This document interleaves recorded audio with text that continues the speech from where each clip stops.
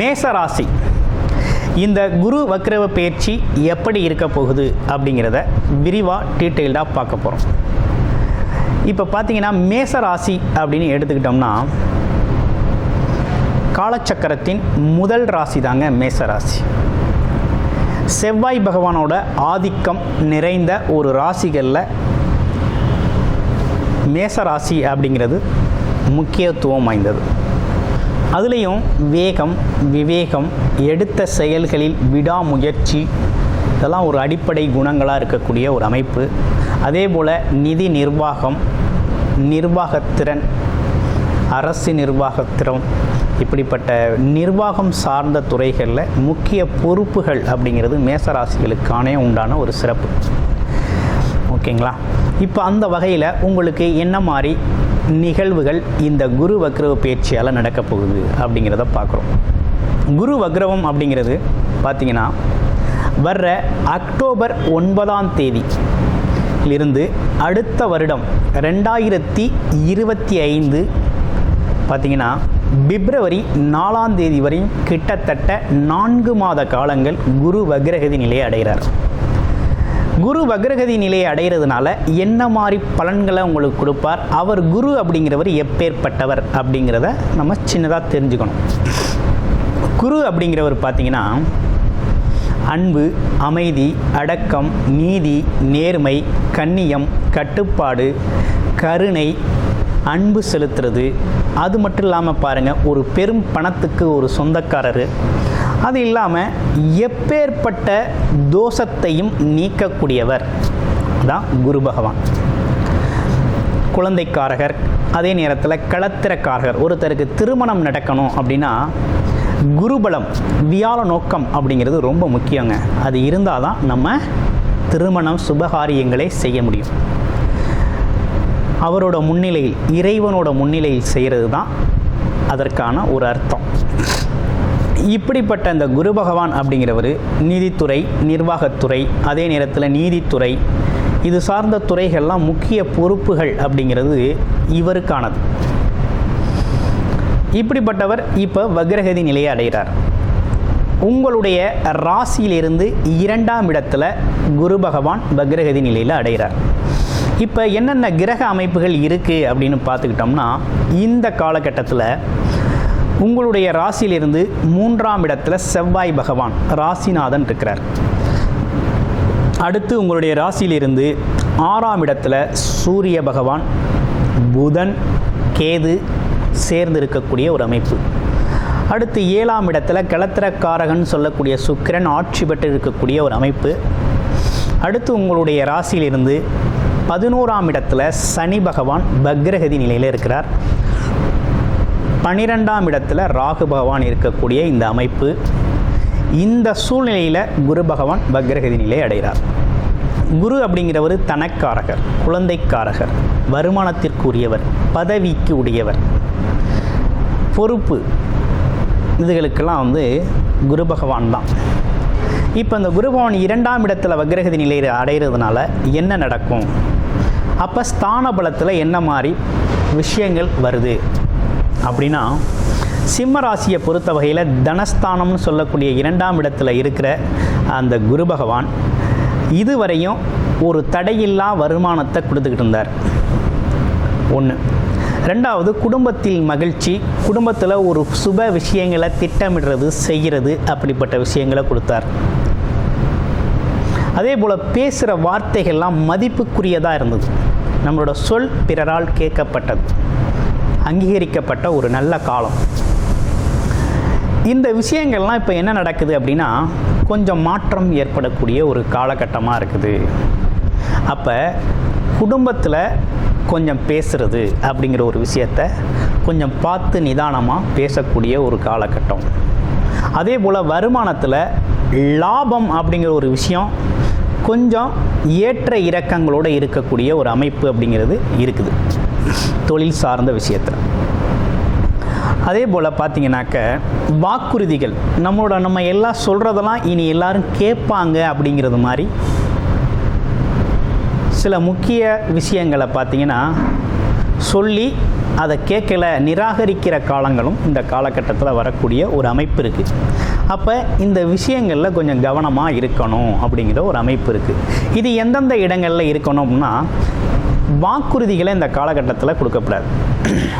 ஒன்று, நான் அதை செஞ்சு தரேன், இதை செஞ்சு தரேன், இந்த காலகட்டத்தில் உங்களுக்கு இவ்வளவு உதவிகளை செய்கிறேன் அப்படிங்கிற மாதிரி வாக்குறுதிகள் கொடுக்கறதுல கொஞ்சம் கவனம் எடுத்துக்கணும்.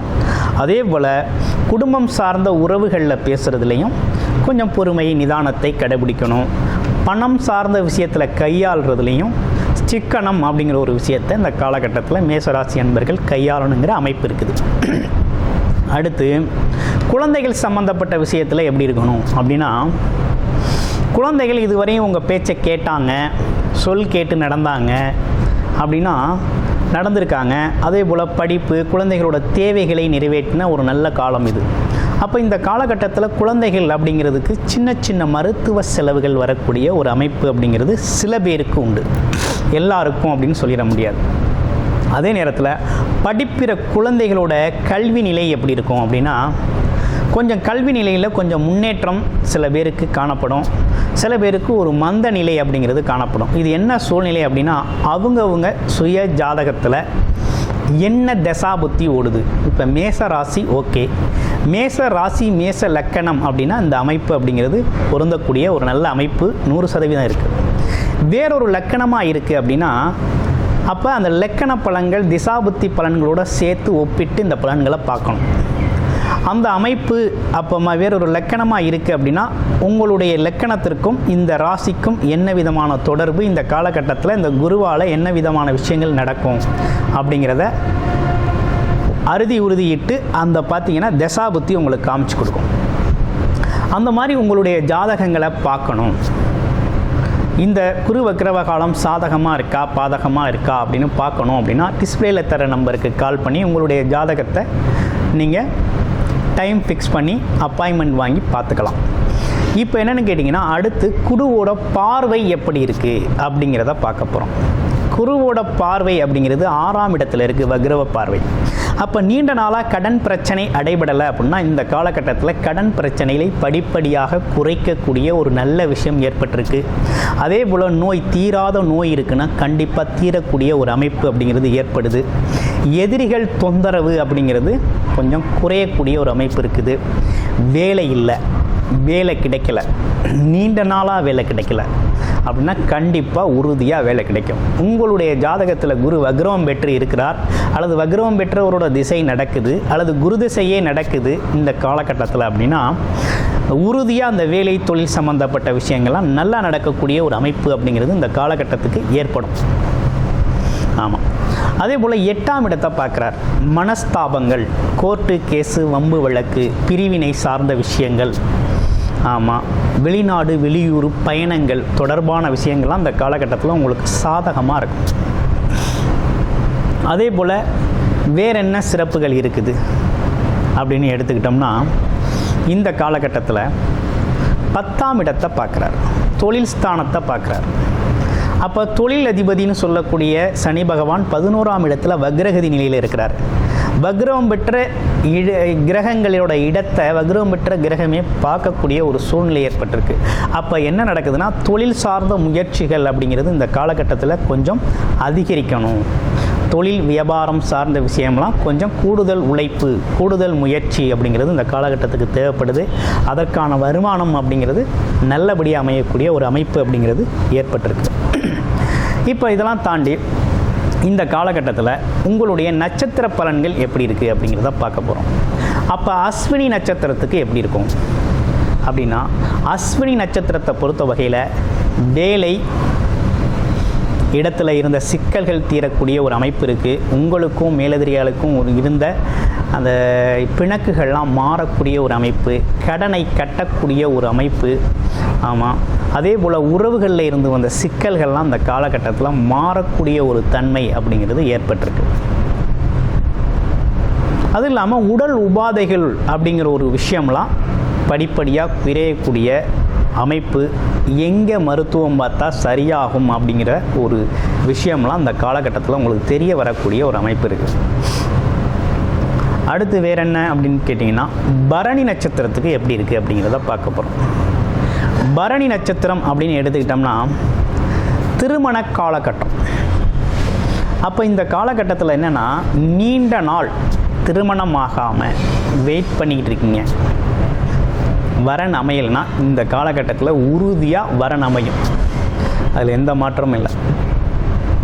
அடுத்து திருமண பந்தத்திலிருந்து விலகி ஏதோ ஒரு சூழ்நிலையில் வாக்குவாதத்தில் ஏதோ ஒரு விஷயம் பிடிக்காமல் பிரிஞ்சிருக்கீங்க அப்படின்னா இந்த காலகட்டத்தில் அது சம்மந்தப்பட்டு பேசையில் ஒன்று சேர்ந்து வாழக்கூடிய ஒரு அமைப்பு அப்படிங்கிறது, கணவன் மனைவி ஒற்றுமை அப்படிங்கிறதெல்லாம் ஏற்படக்கூடிய ஒரு அமைப்பு இருக்குது. ஆமாம், பணம் சார்ந்த விஷயங்கள்லாம் இந்த காலகட்டத்தில் உங்களை தேடி வரக்கூடிய ஒரு நல்ல அமைப்பு ஏற்பட்டிருக்கு. கார்த்திகை நட்சத்திரம் எப்படி இருக்குது அப்படிங்கிறத பார்க்க போகிறோம். கார்த்திகை நட்சத்திரத்தை பொறுத்த வகையில் இந்த காலகட்டத்தில் அரசு சார்ந்த ஆதாயங்கள் அப்படிங்கிற ஒரு விஷயம் ஏற்படக்கூடிய அமைப்பு இருக்குது. அரசு சார்ந்த வேலைகள் நடக்கணும்னா கண்டிப்பாக அந்த காலகட்டத்தில் உறுதியாக நடக்கும். தொழில்துறையில் ஒரு மந்த நிலை இருக்குது, தனக்கான ப்ரொமோஷன் கிடைக்கல, தனக்கான இடமாற்றம் கிடைக்கல, அதே நேரத்தில் தனக்கான அங்கீகாரம் கிடைக்கலன்னு வருத்தப்பட்டவங்களுக்கெல்லாம் அந்த காலகட்டத்தில் ஒரு அங்கீகாரம், அவங்களுக்கான விஷயங்கள்லாம் சிறப்பாக நடக்கக்கூடிய ஒரு நல்ல அமைப்பு, பாராட்டுக்களோடு இருக்கக்கூடிய ஒரு நல்ல அமைப்பு ஏற்பட்டிருக்கு. அனைவருக்கும் வாழ்த்துக்கள்.